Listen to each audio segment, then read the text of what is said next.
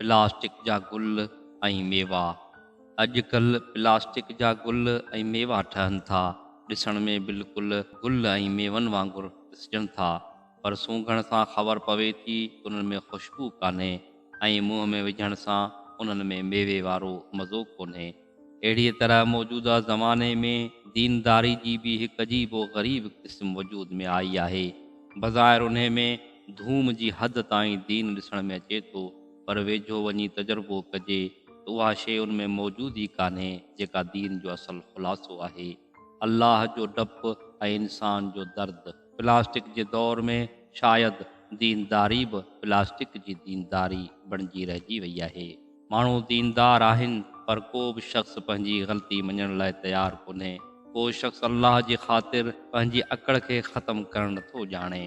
ज़ाती फ़ाइदे जे करे बेशुमार माण्हू पंहिंजे इख़्तिलाफ़नि खे, शिकायतुनि खे भुलाए हिक ॿिए सां जुड़ियल आहिनि, पर ख़ुदा जी ज़मीन ते को बि कोन्हे जेको ख़ुदा लाइ पंहिंजा इख़्तिलाफ़, पंहिंजूं शिकायतूं विञाए हिक ॿिए सां जुड़ियल हुजे। दीन असलन इन शइ जो नालो आहे त माण्हू इन हक़ीक़त खे ॼाणे त हिन काइनात जो हिकु ख़ुदा आहे। उन ई सभिनी शयुनि खे ठाहियो आहे।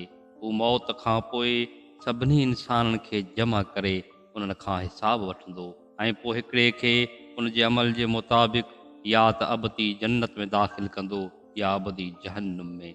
इहा हक़ीक़त एॾी त संगीन आहे, अगरि उहो फिल वाक़े कंहिंजे दिलो दिमाग़ में लही वञे त हुनजी ज़िंदगी कुझु खां कुझु थियो वञे। हू उन तमामु शयुनि जे बारे में इंतिहाई हसास थियो वञे जेको माण्हूअ खे जहन्नुम में पुॼाइण वारी आहे, ऐं उन तमामु शइ जो इंतिहाई मुश्ताक थियो वञे जेका माण्हूअ खे जन्नत जे बाग़नि जो मुस्तहिक बणाइण वारी आहे।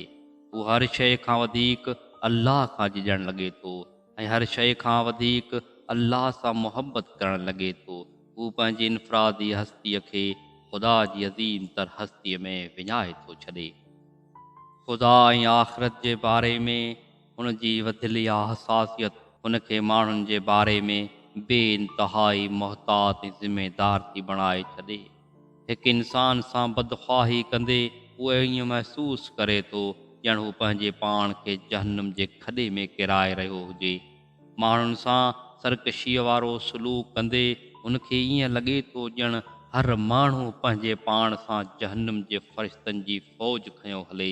पंहिंजे साहिबे मामला माण्हुनि सां बेइंसाफ़ी कंदे उनखे ईअं लॻे थो ॼण हुन पंहिंजे पाण खे जहन्नुम जे कंहिं गहरे ग़ार में धिके छॾियो आहे। हाणे को इंसान हुन लाइ महज़ इंसान नथो रहे, बल्कि हर इंसान हिकु अहिड़ो वजूद बणिजो वञे जंहिं सां गॾु ख़ुदा पंहिंजे सभिनी फ़रिश्तनि सां गॾु बीठो आहे।